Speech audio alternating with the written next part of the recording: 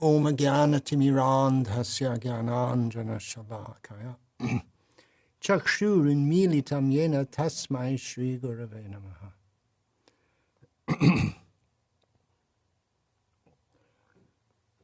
Namashrishtam manum api Shakti-putramatra swarupam Rupam tasyagrajam urupurim maturim goshtavartim Radha kundam girivaramaho radhika madhavasham Prapto yasya pratita kripaya Shri Gurum tam natosmi.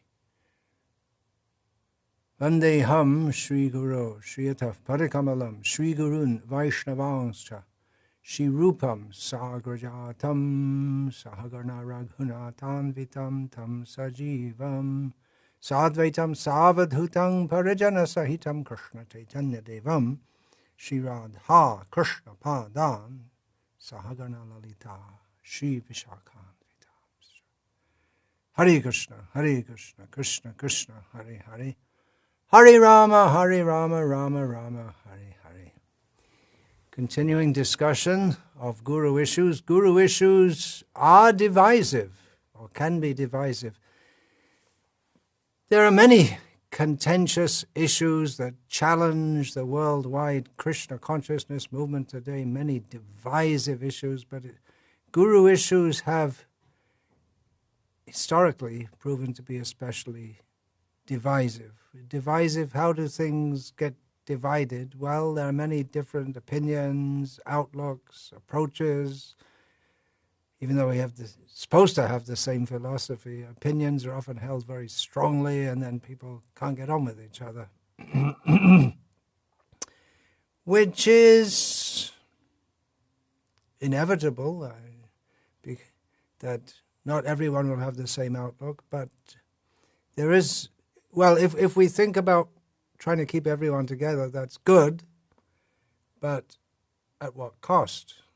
At some point within our movement, we have, or the GPC has said, when I say our movement, I'm talking about ISKCON, the GPC has said, they've drawn the line. You want to be an ISKCON, you have to do this. You can't be affiliated with such and such guru. And then they would prefer that so many people go outside. So guru issues especially have been very divisive. We've had splits. Like I've said, the GBC more than once has said, if you want to be with such and such a guru, you can't be an ISKCON. And then so many devotees left ISKCON. And then guru fall downs, divisive in as much as many people just left out of lack of faith, or they went to Gaudiya Math gurus looking for better or real gurus in the Gaudiya Math, or maybe within ISKCON also. On another fallout of the fall downs was the rise of Ritvikism, which almost certainly wouldn't have arisen if we didn't have so many problems with gurus.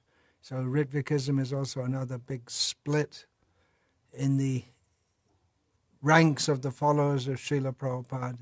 And now we have the female Diksha Guru, otherwise called Vaishnavi Diksha Guru issue, which also seriously threatens to split the ranks of those who identify themselves as followers of Srila Prabhupada. So you can see that it's all guru issues, particularly, seem to be very divisive. We don't want division. United we stand. We want a strong, united ISKCON, Krishna consciousness movement for preaching all over the world. If everything is factionalized, then lots of little groups, not so effective. Well, maybe better not to discuss these points if it increases the divisiveness. I will raise some controversial points. I already have raised some controversial points in this guru issues. If we're talking about guru issues, issues means there's some controversy going on. So maybe we shouldn't discuss them. Many devotees are not interested in these topics and say, well, we shouldn't discuss them at all. They just create a disturbance. Let's just get on with our Krishna consciousness. They don't want to hear that there can be problems in Guru land because they are content with what they're doing and with their Guru.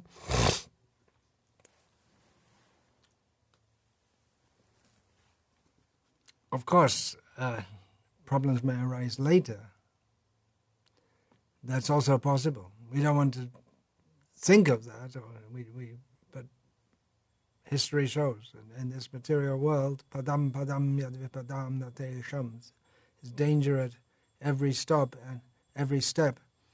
And as Srila Prabhupada writes, there can be accidents even on the royal road. In other words, even in the practice of Krishna consciousness, things can go wrong. There are so many warnings about things that can go wrong. So many devotees not interested in these topics, and they may say, well, we don't even discuss them. It's wrong to discuss them. But then many devotees are interested in these topics, but for the wrong reasons, because they like to hear that things are wrong. They're paradukkha sukhi. They take pleasure in others' distress, or they like to point fingers at others and see how bad they are. There are those whose supposed Krishna consciousness mostly consists of hating ISKCON and especially the GBC and most anyone who doesn't subscribe to their understanding of what Krishna consciousness is. And I am warned that by discussing these things you can add fuel to the destructive vendetta that these persons have. It's a strange mentality to, having come in contact with the bliss of Krishna consciousness, to always look for faults. But at the same time, our acharyas who describe the bliss of the spiritual world, of Krishna consciousness, they also warn. Things can go wrong. Things do go wrong. They also discuss such things. So although it's not really a Vaishnava mentality to look for faults and to gloat on them, at the same time, the very fact that these topics are being discussed is a relief for some. I know because devotees, they write and tell me, thank you for discussing these things. They're going on with their Krishna consciousness, but at least in the back of their mind, these issues trouble them. They want to simply surrender to Krishna, but doubts trouble them, and they find it hard. And they say, why is such and such allowed in ISKCON? Why are ISKCON gurus doing such things? And they may doubt, do they really have my best interest at heart? Does my guru really care for me? Shall I be disappointed? Discussion doesn't always solve topics. It doesn't always solve problems. It can raise awareness of them, and there can be some modicum of improvement, or at least cosmetically. Just like, for instance, there's been huge propaganda and discussion for the last few decades about the rising specter of environmental destruction. This is obviously not particularly in the Krishna consciousness movement, maybe not enough in the Krishna consciousness movement. And awareness of that has been aroused, so many people, they prefer to go on bicycles, push bikes as we call them, rather than use a polluting motor car or something like this. Of course, to make the bicycle also has a pretty heavy carbon imprint, but it's not as much as a car, and using the bicycle is much less. So people are environmentally conscious, and some improvement has been made, but the real big things of getting governments to be strict about limiting carbon emissions, say, well, we'll cut it down by such and such a date, and there's not much going on, as that Swedish girl says. What is it? More blah, blah, blah. They're not very serious about it. So, in the same way, discussing issues in and around ISKCON may have some benefit, maybe not. I'm discussing these things, and in the hope that maybe the next generation of gurus can see what not to do, what to do properly and what not to do. Sounds very puffed up, doesn't it, that I'm saying this? But probably the same kind of syndromes will continue. At the very least, we can say that discussing such things is cathartic for some, maybe for me also. And as I say, I do get letters from devotees who say that, well, it's given me faith in Krishna consciousness and in ISKCON, that someone is discussing this in a... I'm trying to do so in a sober way. Trying to do so. Although, when you're discussing such things, whatever you say, someone will say it's too soft, and some people will say it's too rough. So, it's a lose-lose, if you like, but I'm trying to please Srila Prabhupada and Krishna. We like to see Vaishnavas as perfect and faultless. We don't want to be fault-finders. But at the same time, we need to be careful lest we are misled. And especially more experienced devotees have a duty to point out discrepancies that negatively affect others. For instance, if a devotee uses his position to mistreat others, especially if they do it on a regular, habitual basis, well, something should be done, couldn't it? But we often just turn a blind eye. We go along to get along, or we think, well, he's a senior devotee, so whatever he does has to be allowed. Please don't take it that I'm saying, I'm the best, I'm right, all others are wrong. I admit I'm contrarian. I don't necessarily go with the flow. But because I point out some perceived problems doesn't mean that I disrespect everyone or that I don't respect anyone. It's a bheda-bhed situation, which some might not understand, that you respect someone, but at the same time, for all their... Well, we have devotees who have made tremendous contributions and continue to do so. But at the same time, there are some things which are at least questionable.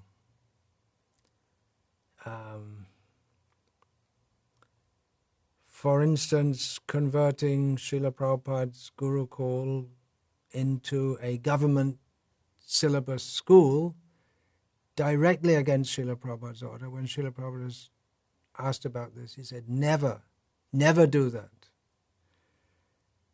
But still it's done. It's questionable, but even to raise the topic among some, what happens is the guru who I haven't named, I mentioned it once before in a talk, I didn't name him, but he and his disciples, well, he tells others that I'm poison, don't associate with me. So what to do? Are you right just because you're a guru? Well, a guru should follow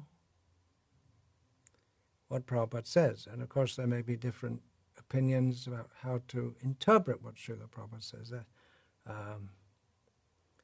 How do you go forward? One thing I'm finding, I'm under fire right now for, in the introduction of varnashram. If we're going to introduce varnashram, There are going to be different standards, even spiritually maybe, for Brahmanas, Kshatriyas, Vaishyas, Shudras, and women. So, do we introduce that? Or do we just say, well, we're all Vaishnavas, but then there's no varnasrama? So, there are all kinds of things which can be contentious. So, what I say may be seen as poison by some, but it may be for others medicine. I'm criticized for being critical, but some things need to be said, and someone should say them, and not many others are addressing issues that devotees face, like Ritvikism, for instance. Probably most of our devotees, they confront that at some point in time, and someone tries to influence them about that. But someone should speak. Say, hey, look, that's Ritvikism. That's just a complete concoction. It's got no basis in guru or sadhu or shastra. So there's all this going. Now, basically, what we need is faith. Krishna consciousness is based on faith. Shraddha shabde bishas kare sudrida nischoy Krishna bhakti koile sharva kama krita hoy. Faith means the firm conviction that by performing pure devotional service to Krishna, everything is taken care of. There's no need for karma, jnana, or yoga. Faith in Krishna and faith in the spiritual master, the Guru, that is the basis of one's Krishna consciousness, of one's advancement. It can be very difficult to establish, and it's different in different cultures. Here in India, people still tend to have faith in religious leaders. That's true as far as I know, in, for instance, Latin America. Less so in the Anglosphere. That means Britain, America, Australia, Canada, so on, where there's lack of faith in anyone or anything. These are the places where conspiracy theories flourish. Apparently there's some British man who's convinced a lot of people that a lizard-like race has invaded the world and is interbreeding with humans, and they're taking over the world. And apparently a lot of people believe him. It's bizarre, completely bizarre. But how is that? Because lack of trust in... See, it's not, the point I'm making is not just in ISKCON there's lack of trust in gurus, but in the whole atmosphere is full of lack of trust. This is one kind of pandemic. There's a lack of trust in scientists. The whole vaccination thing, that shows many people have lack of trust in scientists. But even before that, so many people, they're turning to natural medicine, Ayurveda, and other things, rather than taking Western medicine. Lack of trust in the news media. You're not sure what you get. Is it in the news? Is it news or is it propaganda? There's a lack of trust in the system altogether. The system is just cheating us. There's a lack of, well, that hasn't come yet, but the lack of trust there should be in the whole concept of Western civilization. I'm not saying there's not reason for lack of trust. There maybe I also have a good degree of skepticism. I and so many others in scientists, especially their claims that life arises from matter, Governments, it's hard to trust them. Do they really have your best interest? News media, and definitely every journalist is a human. They're not just information purveyors. They put their own spin on it. Lack of trust in religion in general is increasing in any authority figure. I read recently, one devotee was giving a little synopsis of his life and how, before he joined the Krishna consciousness movement, as a young man, he was working at some low-paying job, saving up money so he could buy a car, and he saved up a few $100s. This was in the 1970s, where $100 meant more than it does today. Saved up a few $100s.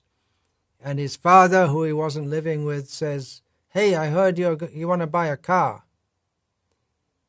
And the son, who was later to be a devotee, said, "Yeah. Well, I have a friend who's got a car, a good car, and he wants to sell it. How much money do you have?" And the devotee-to-be said, whatever it was, $800. "Oh, really? That's just exactly the amount of money he wants. And it's a really good deal." So the son sent the money to the father with the idea the father would give it to the friend and and he never saw the money again. He never saw the car. The father cheated him out of the money. There you go. And then you get, "I just believe in me," John Lennon. "I just believe in me. I don't believe in Krishna. I don't believe the Bible.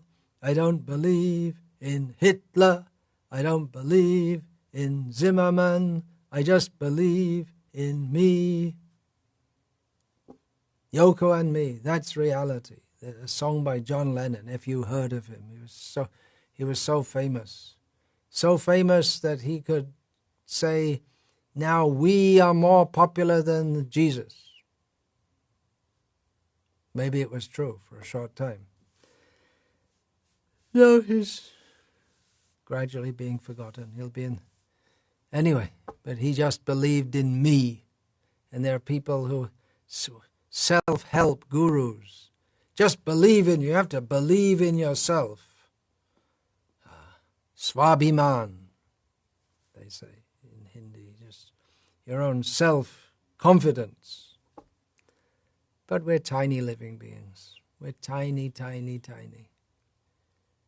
Religion begins with understanding. I'm tiny, I'm dependent on God, and put our faith in Him. And putting faith in God also means putting faith in religious leaders. Because the average person cannot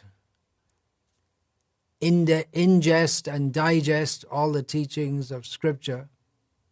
And even the teachings of Scripture are understood in different ways. In Islam they say, Muhammadan, peace be upon him, is the final prophet. But then there are different interpretations of what he said. And people want to look up to religious leaders as exemplars of the ideals that the religions espouse. And there are problems in all religions, in Vaishnavism also, many problems, deviations, fall downs. We do see, however, that although such things are discussed in the Vaishnava literature, those who remain faithful, there's more emphasis on them. Those who didn't fall down, those who didn't have problems, they're more highlighted. In Chaitanya Charitamrita, we have the history of Kala Krishnadas, who fell away, but who was revived in his Krishna consciousness by the devotees of Lord Chaitanya. So that's given there, but that's there, but we don't see there so much about Kala Krishnadas as there is about Rai Ramananda, Swarup Damodar, in the literature, in the Gauriya Vaishnava literature. And although no doubt in history, in Vaishnavism, there have been many who simply complained and didn't do much for the mission of Chaitanya Mahaprabhu, their names are not remembered or recorded as great Vaishnavas.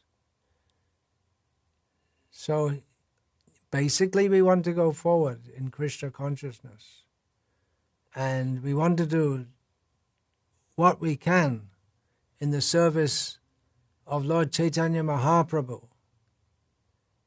So it's better to be in the positive camp, the bright side, as Dhanavir Maharaj wrote a book called The Bright Side. Don't always be moaning and groaning and whining and whinging. But still, there are issues. And as another Beatle, Paul McCartney sang, living is easy with eyes closed. But it's not so easy. Actually, it may seem like it's easy, but the ostrich puts his head in the sand, but that doesn't stop the predator getting him. So simply by closing our eyes to issues, they don't go away. Distrust of gurus, yeah, major issue. It is a major issue. It's more at an individual level than the kind of issue that's broadly discussed, like the female or Vaishnavi Diksha Guru issue. I'm just going to read a letter from someone whose name I'm not going to give. I'm not going to mention any names. Somehow I became privy to this correspondence. It's not directed to me. It's email. And it's from an ex-disciple to his guru. And the subject line is, leaving ISKCON. He writes, Hare Krishna, ABC Swami, whatever is, Dandavat Pranam. I have been in ISKCON since I was 18. Today I am 41 years old. Since the day I joined, there was no proper coordination. The leaders took things for granted. Seniors only prioritized their seniority in grabbing positions, even though unqualified. Sweeping statements, no doubt. But I'm just reading this out as an example of someone who has lost faith in their guru. Unfortunately, it's not a nice thing. I told her there'll be controversial issues. If you want, cut out now and go and chant Hare Krishna. He continues, I got married with a devotee also initiated by you. Her parents are the so-called seniors who were pioneers that took initiation in the 1980s. I don't know who this devotee is. He's written in his secular name, Kami name. I have no idea who it is. All of them talking, I'm not sure who he's talking about, the parents, but it seems to be referring to the seniors in general. All of them don't chant 16 rounds, which again, I don't know. All the seniors are not chanting 16 rounds, but they possess the most expensive altars, big-sized tulsi japa beads, and kanti malas. I have visited from north to south, I presume that means India, north to south India, and everyone who is your disciple is up to some projects, buildings, cows, etc., but with the intention of money, name, and fame. Again, it's a sweeping statement. There may be something in it. Certainly, whoever wrote this letter feels like that. The point is that others feel like that also. And yeah, there may be, yeah.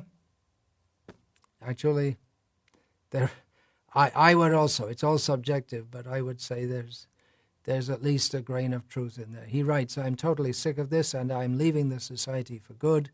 For the past 23 years, I have lost the following. 1, huge amount of money. 2, time. 3, proper treatment and respect as a human.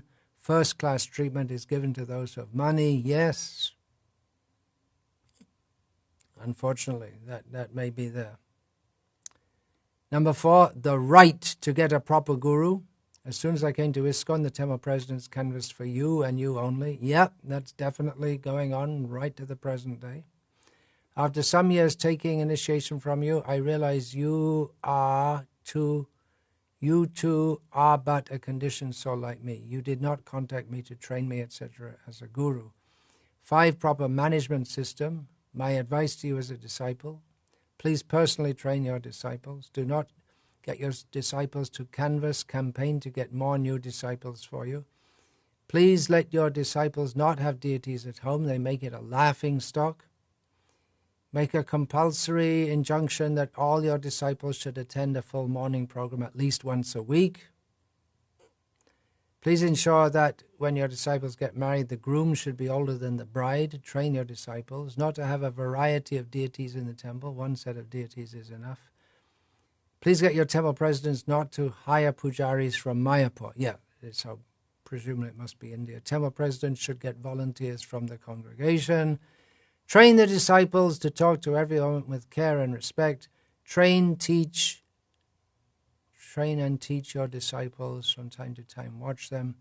Teach your disciples, especially so-called seniors and temple presidents, not to take advantage of the kindness of the devotees. Officially, I am leaving ISKCON today. I have suffered emotionally a lot being in this society. If you are a responsible person, then rectify it immediately. You have a long... Please seek guidance from H.H.X. Swami on how to train the disciples. You have a long way to go. I have seen many left the society because of no proper guidance. Now I am leaving. Whew. Yeah. There are not a few who might empathize with many of the points here. The Guru wrote back, and I also became privy to this, in a conciliatory manner. My dear so-and-so, please accept my best wishes. All glories to Srila Prabhupada. I'm sorry that you didn't receive a good impression, and that had nothing to do with me. I don't know. It had nothing to do with me.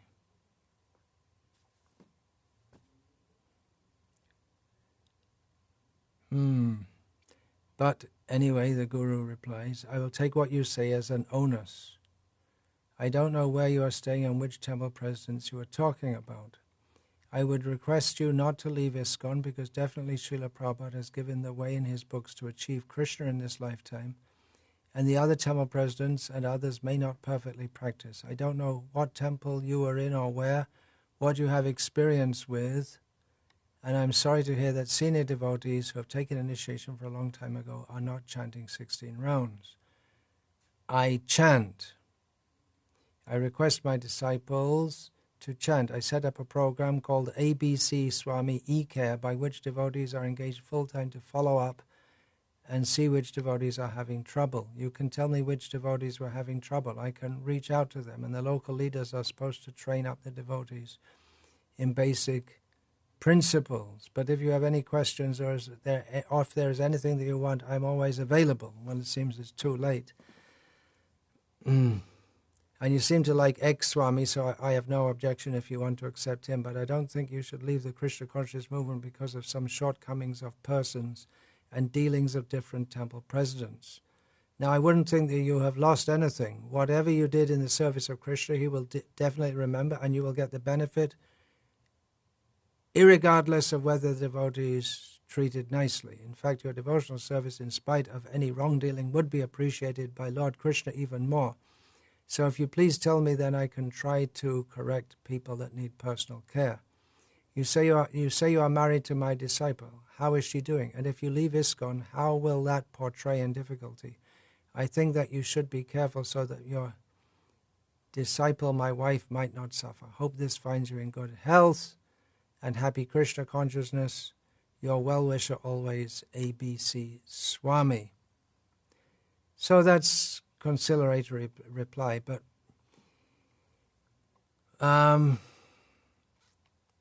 whoever it was wrote back in the same tone, very, very disturbed and aggressive tones, saying that you are wrong. ABC Swami didn't respond to the claim of his disciples canvassing for him only, which is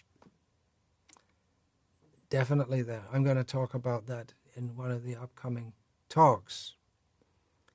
So we may say that whoever this disciple is went outside the boundaries of proper Vaishnava etiquette in writing to his guru, but what he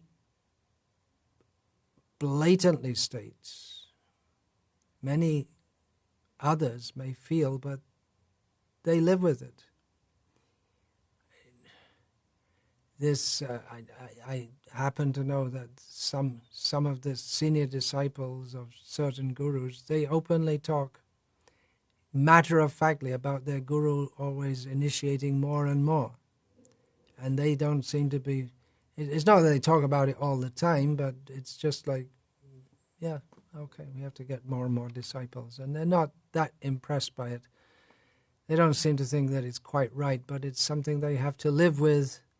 And they themselves are major figures in the canvassing machine because they're expected to bring more and more initiates. And then you get more status and more approval from the guru for bringing more and more people for initiation. And then we see that some of them, in some cases many of them, then they're not really following properly. And then even though some system is put in place to get them to follow properly, but still the feeling is that you've got to bring more and more and more people, so the system is not necessarily followed completely. So there are problems. There are problems. Of course, Srila Prabhupada compared ISKCON, and Srila Bhakti Saraswati Thakur compared the Gauriya Math to a hospital. It's like a hospital for spiritually sick people so that they can be brought at least to some state of spiritual health. And what do you find in a hospital? Sick people. They should be getting cured, but it's sick people. Some got cured, more or less. Some are still very sick. Some, due to their allergies or we can say past traumas or past attachments, are slow to develop, and some got cured enough that some are cured well enough that they're also part of the medical team now, because the medicine that's dispensed is so powerful that if you take it in the proper way under the proper doctor's orders, you get cured. You should be cured enough to be able to dispense the medicine yourself. So in the same way, chanting Hare Krishna, the diet is Krishna Prasadam. If we follow the principles, there are rules and regulations.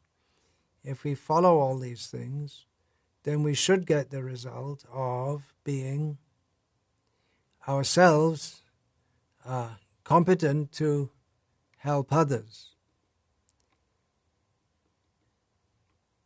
It's not right to just dismiss, all the gurus are bogus, or all the ISKCON gurus are bogus, or all the Westerners, they can't be gurus, they're all bogus. Why are they bogus? Well, because they're Westerners. Silly arguments. That there are issues was recognized by the GBC in 1999.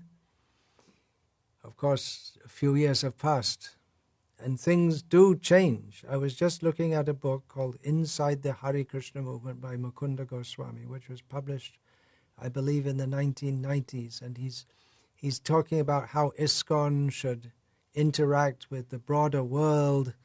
And just looking at that, see how the broader world, he's especially talking about the Western world, how the broader world has changed so much in its outlook, and how ISKCON has changed so much also. So many of the things written there are not so relevant now, which also makes me think that if we're going to introduce female Diksha gurus, temple presidents, and this and that, because at the present time there's a lot of push in the Western world for female rights or privileges. Well, that can change in just one generation. The whole thing can change. Anyway, in 1999, there was issued a message from the GBC to the devotees of ISKCON. Gaur Purnima, 1999. I'll read it. A strong consensus within the refers to a strong consensus within the GBC that the status of Diksha Guru within ISKCON has been overemphasized due in great extent to a misunderstanding of the parallel complementary relationship of the Bhagavata Marga, which emphasizes Shiksha, and the Pancharatrika Marga, which emphasizes Diksha. This misunderstanding has led to an eclipsing of both the position of Srila Prabhupada as Shiksha Guru for all ISKCON devotees, as well as the function of Shiksha and the position of Shiksha Gurus within our society today. At the same time, they show recognition of the need to make the training and practice of proper Vaishnava etiquette in relation to all devotees our highest priority. The word "they" there is not very clear what is its antecedent. On the whole, the body, that means the GBC, feels that the worship of current gurus should be conducted on a more modest scale. Srila Prabhupada established ISKCON in 1966, and prior to his disappearance in November 1977, he stated in his will that the GBC is the ultimate managerial authority for the society. Unfortunately, after Srila Prabhupada's disappearance, the GBC allowed for an unauthorized zonal acharya system to evolve in ISKCON, elevating 11 devotees to the positions of exclusive successor Diksha Gurus. ISKCON leaders at the time introduced the concept that ISKCON Diksha Gurus were Mahabhagavats and the only current links to Srila Prabhupada and the disciplic succession. In the process of expanding the movement, some ISKCON Diksha Gurus who had been practicing Vairagya Vidya began living opulently, accumulating property, wealth, disciples, and prestige far beyond their necessities for effective preaching. In their overemphasis on Diksha Gurus, Srila Prabhupada's disciples and followers failed in various ways to properly establish and sustain Srila Prabhupada's unique role and personal relationship with all ISKCON devotees as the founder, Acharya, and preeminent Shiksha Guru in ISKCON. ISKCON leaders failed to also properly establish the importance and role of Shiksha Gurus in ISKCON. The authority and resources of the GBC body were minimized by the exaggerated prominence of ISKCON Diksha Gurus, resulting in a fragmented ISKCON composed of many Guru zones, instead of a united ISKCON movement under the auspices of the GBC body.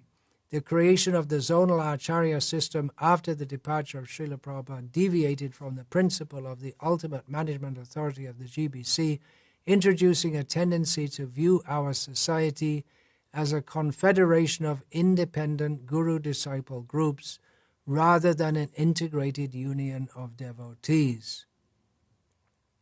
Despite warnings by Pradyumna Prabhu and others, for many years the governing body commission, being weakened due to the zonal acharya deviation, failed to correct these errors to the detriment of many ISKCON members. Pradyumna Prabhu had written in 1978, "Many of us here," that's Vrindavan, older God brothers, are very concerned in two ways. One, that the 11 gurus, not having been appointed to the position of Acharya, and for which they are unqualified both by A, the insufficient knowledge of Shastra, and B, the incomplete realization of Krishna consciousness, are accepting worship on that level, and this may lead to anomalies in the society and personally because of lack of complete detachment in Atma Gyan, to a build-up of pride and subsequent fall-down. And two, that the United Society ISKCON, because of illegal division and control by a few members instead of the joint GBC, will become broken up in separate societies, and the unified preaching effort very much hindered.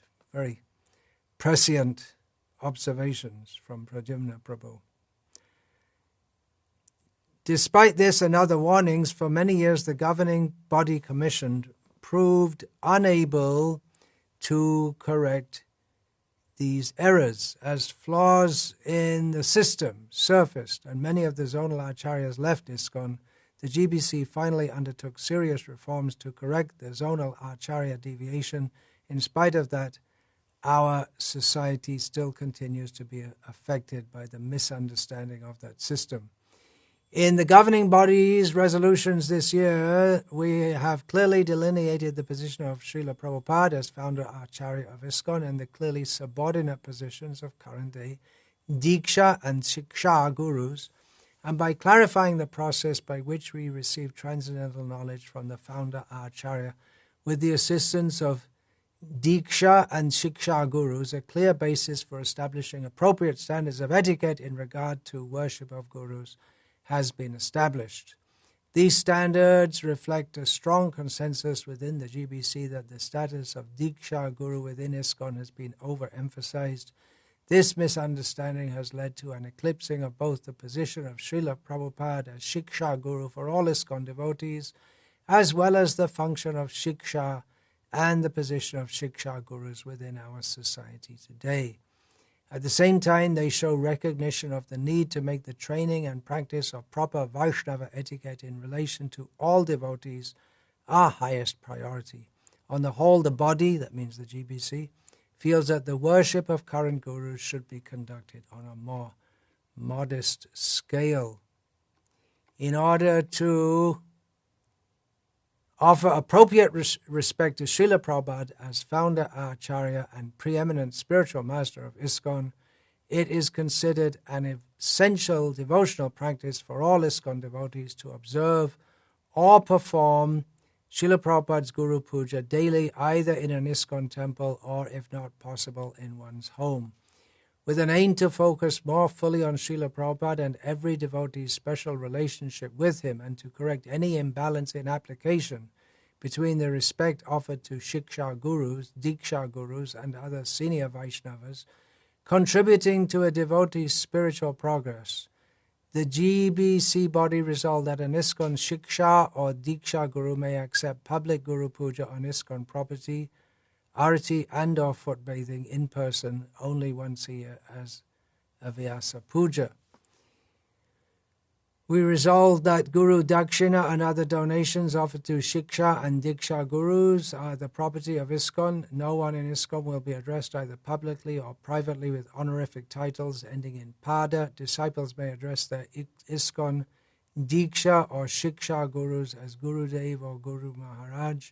After chanting the Pranam mantra of their Diksha or Shiksha Guru, all grand disciples and future generations should chant at least the first of Srila Prabhupada's Pranam mantra while offering obeisances as a means of respecting the founder Acharya. So that's the end of that statement. That was made in 1999, and the problems haven't flown away, nor will they. There are many points that have been brought up in the course of this short talk, and I plan to discuss them more in upcoming talks. Actually, there shouldn't be too many issues if both guru and disciple are basically sincere and sober. Apramata. Apramata means sober or not insane, is one of the 26 qualities of a disciple. But it's Kali Yuga. Hare Krishna. Krishna willing, I'll continue discussing these points in another session. Vancha kalpa tarubhyascha kripa sindhubhya evacha patitanam pavanebhyo vaishnavebhyo namo namaha. Dante nidhaya churnakang padaya nipatya kritva chaka kushatameta ravimi. Hey sadhava sakala eva vihaya durat gauranga chandra charane kurutanuragaha. Parivadatu jano yata tatava nanumukaro navayang vicharayamaha. Hari rasa madira madati mata bhuvi vilutama nartama nirvishama. Hare Krishna, Krishna Krishna, Hare Hare, Hare Rama, Rama Rama, Hare Hare.